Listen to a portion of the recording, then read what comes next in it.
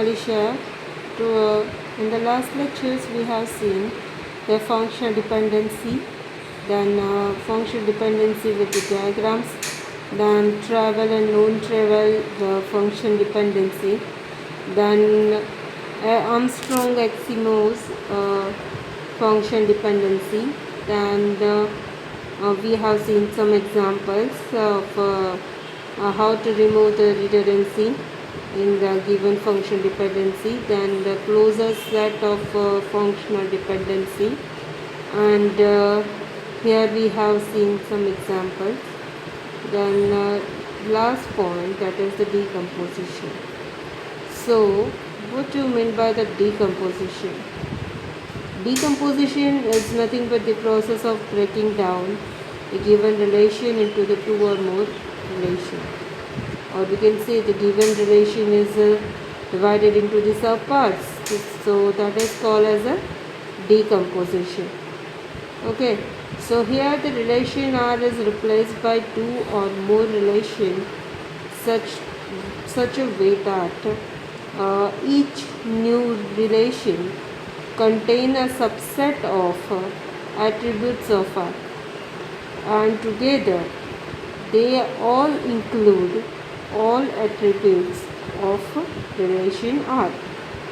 So what does it mean? Each new relation contains a subset of the attributes of R. So whatever relation we have given, that contains a subset of the attributes of relation R, and together they all include into the attributes of R. So here the relational database that is designed to process start with the universal relation, that is R equal to A1, A2 up to AN, which includes all the attributes of the database. The universal relation states that every attribute name is unique. So here the decomposition is that, and using functional dependency, the universal relation schema that is decomposed into the set of relational schema D equal to R1, R2, R3 up to Rn. Okay, so now D becomes the relation database schema, and D is referred as decomposition of R.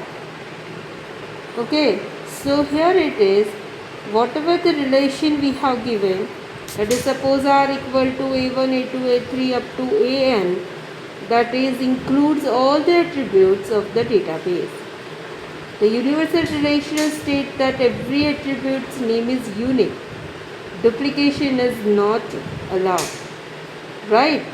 So using function dependency, the universal relation schema is decomposed into the relation that is the D equal to R1, R2, R3 up to Rn. And then now D becomes the relational database schema, and D is referred as decomposition of R.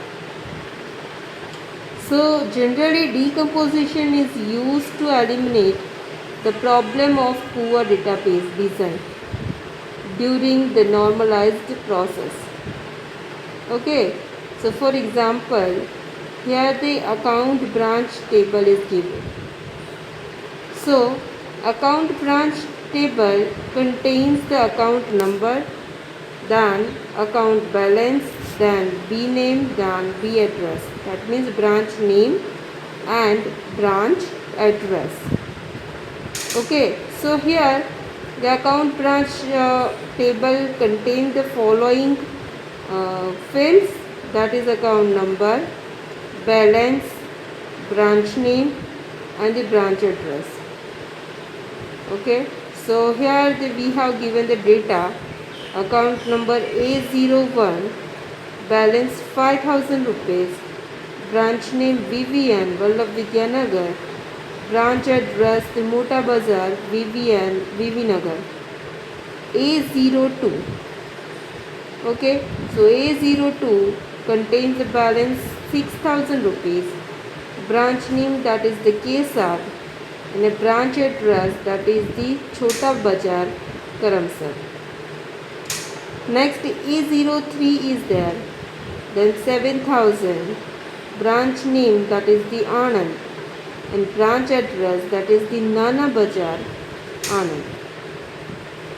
Okay, so account number A04, balance 8,000, branch name Kesad, and branch address that is the Chota Bazar, Karamsar. Okay, A05 account number contains the balance 6,000 rupees, branch name Vallabh Vidyanagar, branch address Mota Bazar, Vallabh Vidyanagar.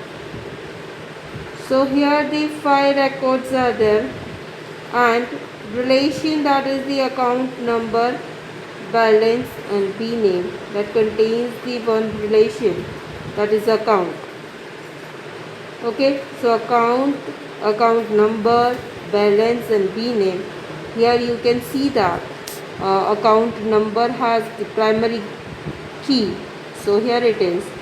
Then branch B name, B address, that is the contain the primary key, right? So both are the unique,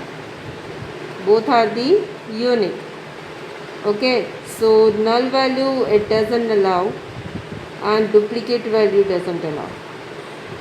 Okay, so primary key is nothing but the uniquely identified, which doesn't allow the duplication, duplicate records, and null value, sorry. Okay, so here the account number and branch name, that is the prime attribute we can say, and balance and branch name, that is the known prime attributes. Known prime attributes, that means what? Which attributes are not a member of a primary key, so that is called as a known prime attributes. Okay, and here the branch, the relation of branch name and branch address is there. So branch name is uniquely identified, and the branch address, that is the known prime attribute, which doesn't indicated by the primary key. Okay, so here the two relations are shown in the figure, account and branch. So account contains which account number, balance and branch name. So account number, balance and branch name is there. First A01, 5,000 rupees, and branch name, that is the Vivian. A02, 6,000 rupees, branch name, that is the Kesad. A03, 7,000 rupees, branch name, that is the Anand. A04, 8,000 rupees, and branch name, that is the Kesad. And A05, balance 6,000, that is the B name, that is the Vivian. Okay, so branch contains the branch name and branch address. So here you can see that Mota Bazar, Chota Bazar and Nana Bazar. So these three are the different address. So that contains the different address, okay, different branch name. So Vivian, Kesad and Anand. Address, that is the Mota Bazar, Chota Bazar and Nana Bazar respectively. So here you can see that in figure two relations are there. First, that is the account and branch. An account contains such records, that is the A01, A02, A03, A04 and A05 contains the balance and branch name. So here it is, the branch name, branch relation contains the branch name and branch address. So here it is, right?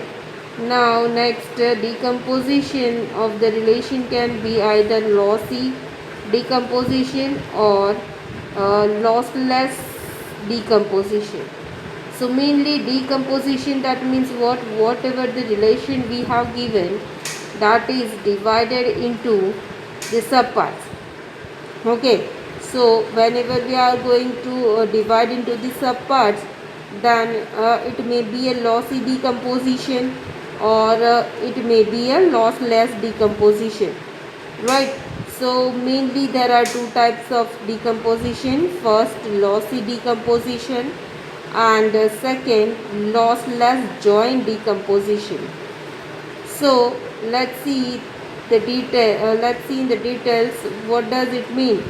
Lossy decomposition, that means what, and lossless joint decomposition, that means what. So first, lossy decomposition. So here we have given the one relation, that is R, and that is divided into the subparts, that is the R1 and R2. Okay, if suppose that relation is lossy decomposition, then R1 and R2 doesn't yield the same relation as in R. Okay, so this also referred as the lossy joint decomposition, and this is the disadvantage of the such kind of decomposition, that is the some information is lost during the retrieval original relation. So such kind of the decomposition is referred as lossy decomposition. Okay, so from practical point of view, decomposition should not be lossy decomposition. Okay, as a practical point of view, we can say that decomposition should not be lossy decomposition, right? But suppose it's a lossy decomposition concept we are talking about, then if relation are into the R1 and R2 decomposition, and that is lossy decomposition when the join of R1 and R2 doesn't yield the same relation as R. So here the example is that, guys, first, that is the account relation is that, and this relation is decomposed into the two relation. First, that is the account underscore balance and balance underscore branch, right? So now when these two relations are joined on the common attribute balance, then the resultant set will look like the account join. So this account join relation contains the rows in the addition to this original relation account. So here it is not possible to specify that in which branch account A01 or A02 belongs. So information has been lost by this decomposition and then the join operations. Okay, so this is about the lossy decomposition. In figure you can see that the account table is that, and that contains a particular data, a account number, balance and branch name. So A01, A02 is there, and balance respectively 5000, 5000, and branch name respectively Vivian and Kesar. So that particular relation considered as the R, and that is divided into the subparts, that is the R1 and R2, right? So R1 and R2 is there. So first a relation, that is the R1 account balance, and R2 that is the balance branch. So that contains the following field, that is account number and balance, and balance underscore branch table contains the balance and branch name. So here you can see that account number and balance is defined as the prime attribute, and the balance and branch name, that is divided that is considered as the known prime attributes.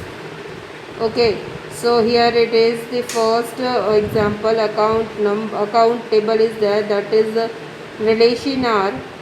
Here we can see that relation R is there, account number, balance and branch name. So exactly here it is, and that is divided into the subparts. So that is called as decomposition, R1 and R2, and whenever it combined the later, then same as it is the data is not there. Okay, so here you can see that account number 2 A01 and A02, here the duplication is there.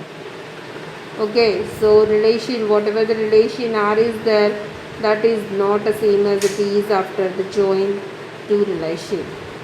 So this is called as some lossy decomposition. In other words, we can say that the decomposition is lossy if R is divided into the R1 and R2, and suppose we later again combine the relation, that is R1 and R2, then it is not same as it is, right? Or we can say we don't get the original table, right? So that is called as the lossy decomposition, and where the R relation is the original relation R1 and R2 are the decomposed relation, and X is the common attribute between the two relations. Okay, so this is about the lossy decomposition. So here you have to remember one thing. Decomposition means what? So decomposition is nothing but the process of breaking down the given relation into the more relations. So we can say that is the decomposition, and mainly there are two types of the decomposition. First, that is the lossy decomposition, and second, that is the lossless decomposition. So here we have discussed about the lossy decomposition, and you have to remember about the lossy decomposition. That means what? It is not a practical point of view true, but means implement, but in the concept wise it is true. So suppose whatever the relation we have given, that is suppose R, and that is divided into the subparts, means decomposed particular relation R1 and R2, then we don't get the original table, that is the same as it is the count. Okay, so this is about the lossy decomposition. Now let's see about the lossless decomposition. So here we can see that lossless decomposition, that means what? Whatever the relation R is, that is divided into the such parts R1 and R2, but lossless means without loss, right? So whenever we join the R1 and R2, then we will get a same table as it is, right? So this is also referred as non-additive decomposition, right? So all decomposition must be lossless. For example, again the same relation account is decomposed into the subparts account balance and account branch. Then now when the two relations are joined on the common column, that is account number, then resultant relation will look like the account joint relation. Okay, so this relation exactly same as it is the original relation account. In other words, we can say that all the information of the original relation is preserved here. Sorry. Lossless decomposition, any fake tuples are generated when the natural join is applied to the relation in the decomposition. Okay, so here we have example. One table is there that contains following fields. Suppose account is there, then it contains the account number, branch and branch name, and balance, and that is the relation R. Then it is divided into the subparts R1 and R2. Then account balance and account branch is there. Then that contains the account number and balance and account number and branch name respectively. So whenever we are going to combine this relation R1 and R2, then we will get a same table as the origin, right? There is no change. So we can say that is the lossless decomposition, right? So this is the most important question, guys. In the GTU exam it may be asked like this: what is decomposition, or define the decomposition and list out the different types of decomposition and explain with examples. So you have to write down this example. Okay, so yes, and the last point, that is the dependency preserving decomposition. So when now any relation is decomposed, right, so illegal relation should be not created. A relation is illegal relation if it doesn't preserve given the functional dependency. So now the relation R is decomposed into the relation schema R1 and R2 up to Rn with the functional dependency F1, F2, F2, Fn. Then let us F dash equal to F1 union F2 union up to Fn. So this decomposition is dependency preserving decomposition. If closure set of F dash is identical to F plus, then F dash plus equal to F plus. Okay, so here the closure set is considered rather than the simple set of the function dependency, because even if F dash not is equal to F, it may be that F dash plus equal to F dash F plus. So let us give the example. Relation R of A, B, C, D, that is the set of the functional dependency A tends to B, A tends to C, and C tends to D are given, and the relation is decomposed into the particular way R1 and R2 that contains the ABC with the FD, F1 that is the A tends to B and A tends to C, right. So here we have given the relation that is R of A, B, C, D, that is the set of the function dependency. Mind well, A tends to B, A tends to C, and C tends to D. So relation is decomposed into the particular relation R1 and R2. So R1 of A, B, C with the function dependency, that is F1, A tends to B and A tends to C. R2 equal to C comma D with the function dependency F2 equal to C tends to D. Okay, so here we have given the relation R that is decomposed into the R1 and R2, and suppose we are going to find the F dash, then F dash equal to F1 union F2 equal to sorry, A tends to B, A tends to C, and C tends to D.